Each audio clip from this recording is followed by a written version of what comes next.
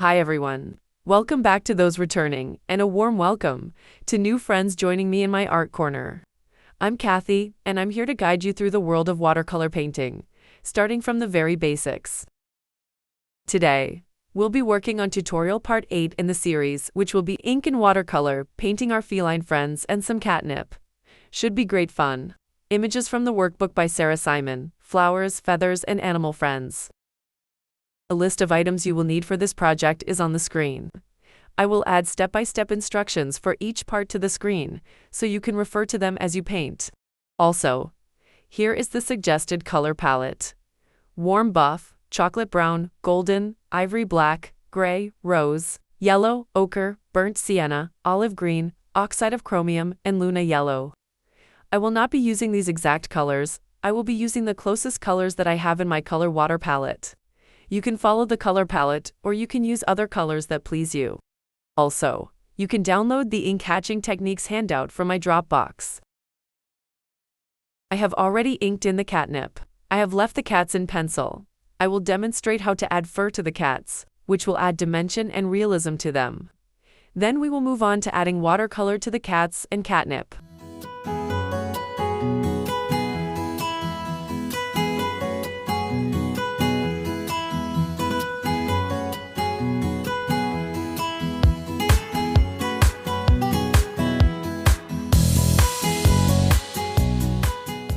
You can see that I create heavier fur at the joints. Imagine the joints of the animal elbows, knees, shoulders, and hips as places where the skin compresses and bunches up. This creates areas of denser fur. Use more ink strokes and slightly thicker lines to emphasize these areas, giving the fur a more natural look.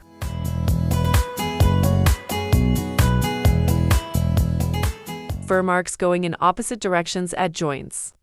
Think of how fur bends when an animal moves. At the joints, the fur flows in opposite directions, meeting at a natural breakpoint. To show this, draw strokes that angle away from the joint rather than all in the same direction. This prevents the fur from looking too uniform or flat.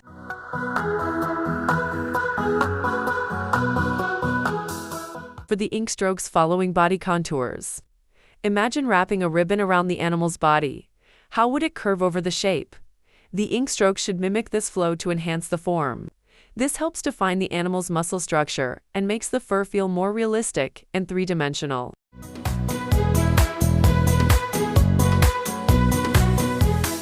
For those of you who are visual learners, you could sketch a simple example. Draw a curved limb with arrows showing fur direction. Mark joints with heavier strokes. Use flowing lines to emphasize the contours. Actually, this is a great exercise for everyone.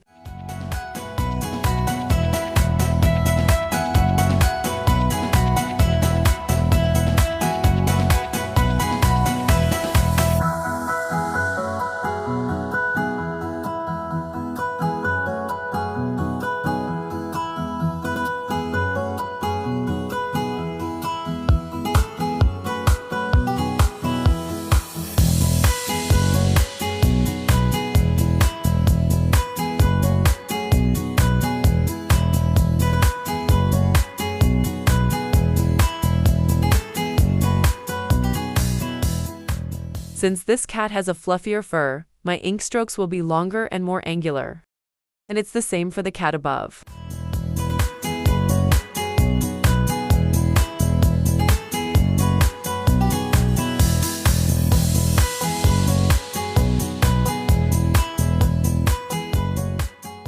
Make sure that you are subscribed so you don't miss the next video, which will be more fur babies featuring dogs and dogwood flowers.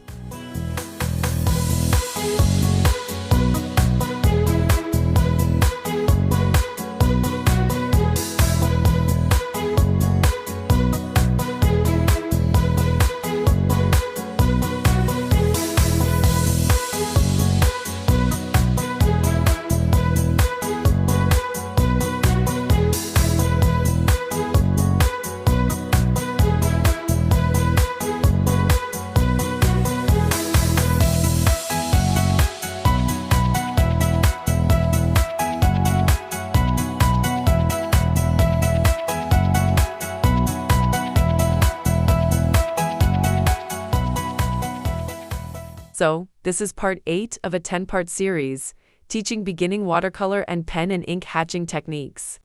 Part 1 of the series is here on the screen. Please, if you haven't seen it, check it out.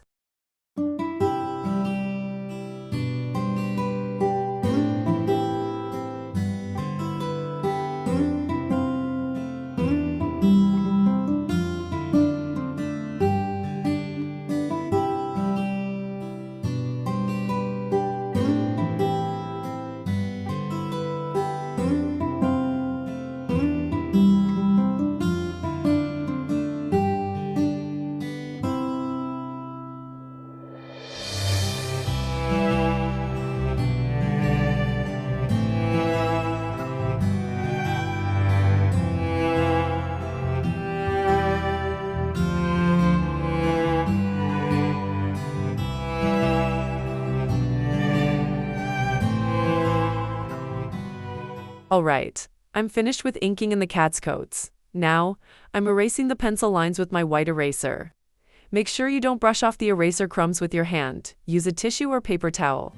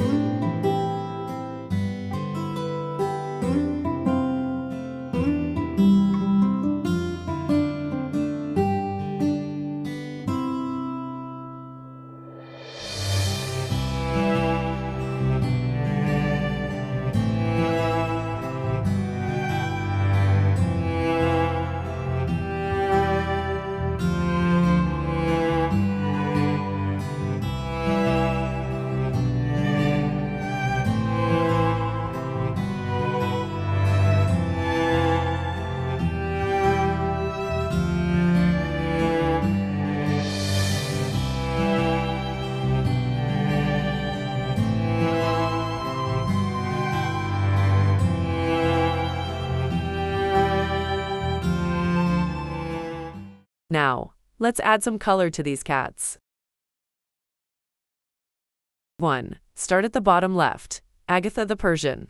Wash the body in warm buff, wet in wet, and chocolate brown, golden, and ivory black. Then, wet in dry, chocolate brown, ivory black, gray, and golden.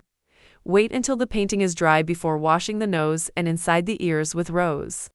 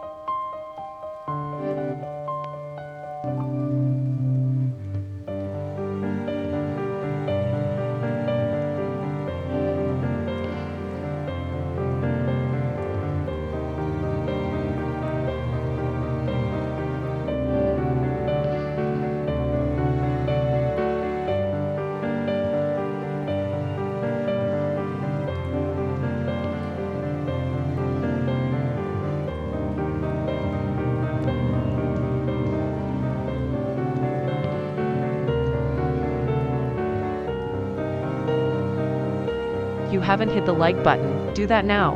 It really helps out my channel, and I would greatly appreciate it. Thanks so much.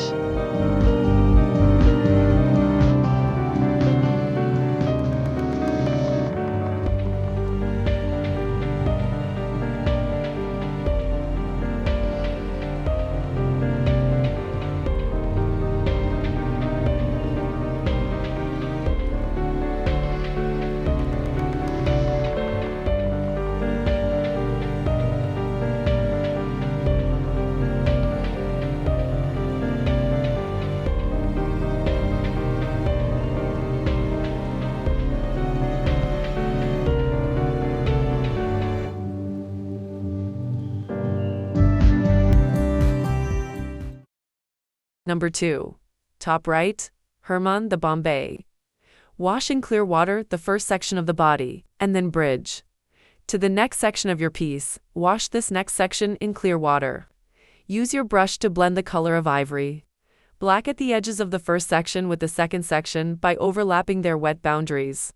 Wait until the body of the cat is dry, before adding wash to the inside of the ears and nose with rose, and yellow ochre for the eyes.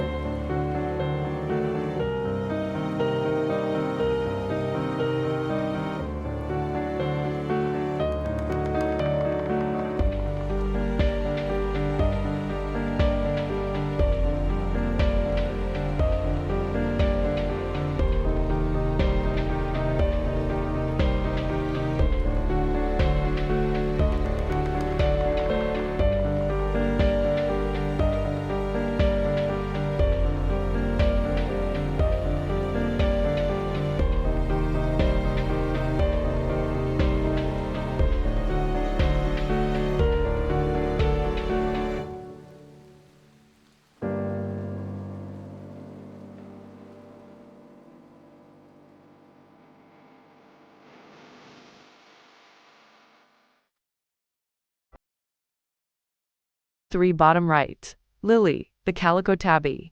Wash and bridge as before in warm buff. Wet in gray. Chocolate brown, ivory black, and burnt sienna. Dry brush in warm buff. Wet on dry in chocolate brown and ivory black. Wait until the body of the cat is dry, before adding wash to the inside of the ears and nose with rose.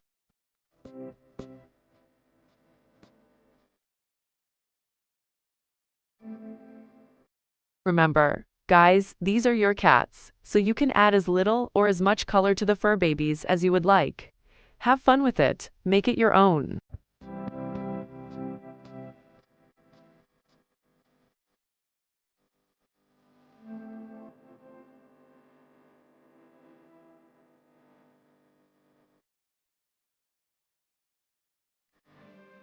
Notice how I dab with my tissue to lighten and add highlights.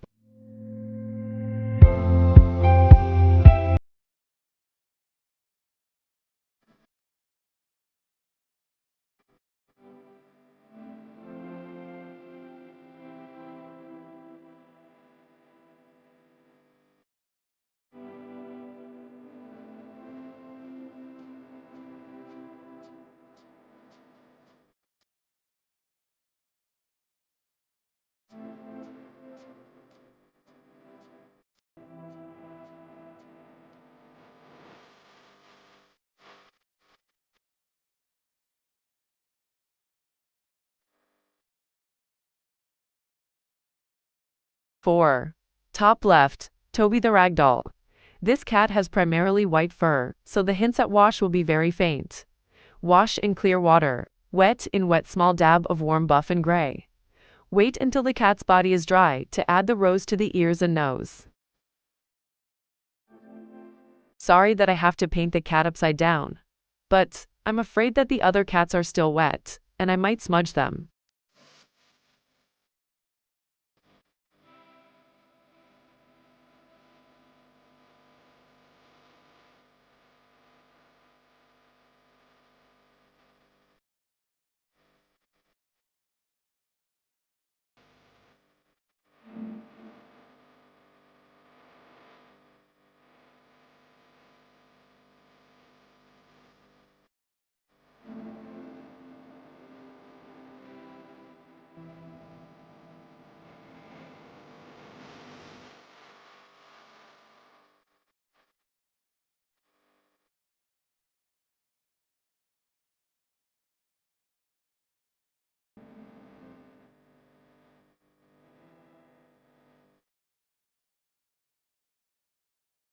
Now, let's move on to the catnip. 5 catnip. 1 leaf at a time, wash in clear water, including the veins. In wet dab in alternating colors of olive green, oxide of chromium, and Luna yellow. With a damp brush, sweep away color from the center of the leaf to create a highlight. Repeat for the rest of the leaves. Once the leaves are dry, wet on dry lines of olive green to the stems and center veins.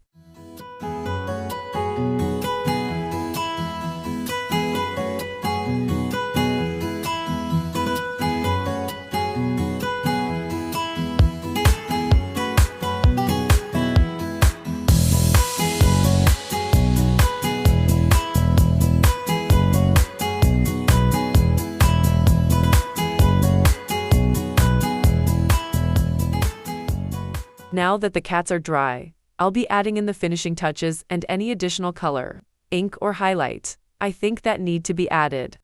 This is all personal preference. I'm adding rose to the ears and noses.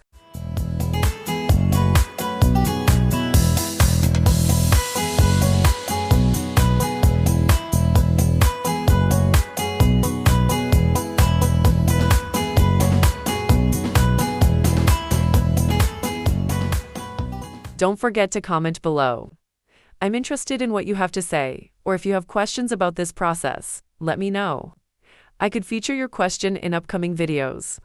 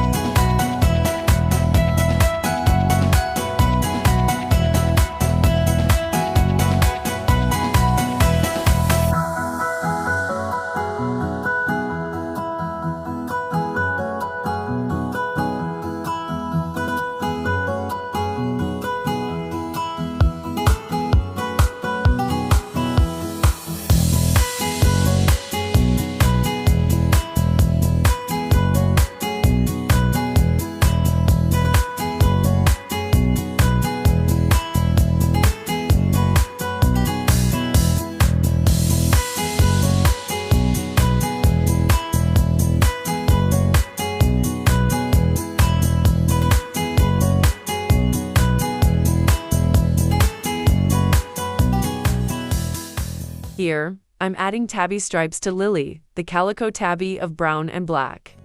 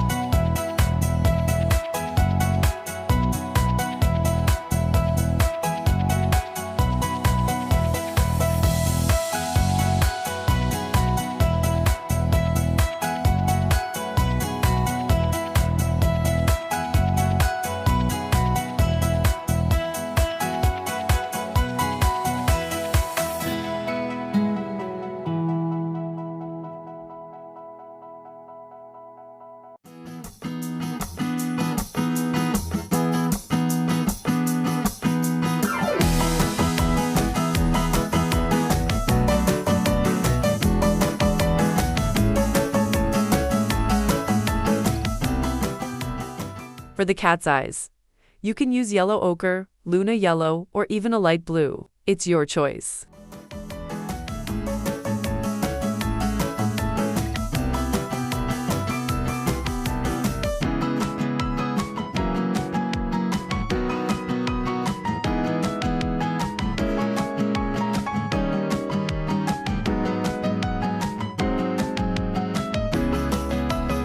To the catnip, I'm adding olive green to the stems and veins, also adding a little more oxide of chromium to darken some areas of the leaves.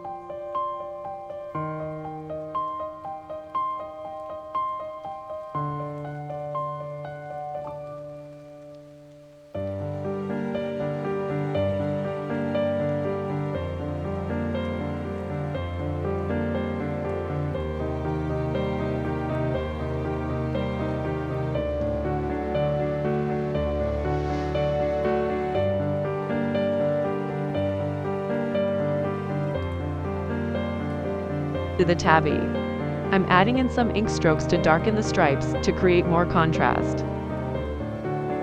And of course, adding in whiskers for all the cats.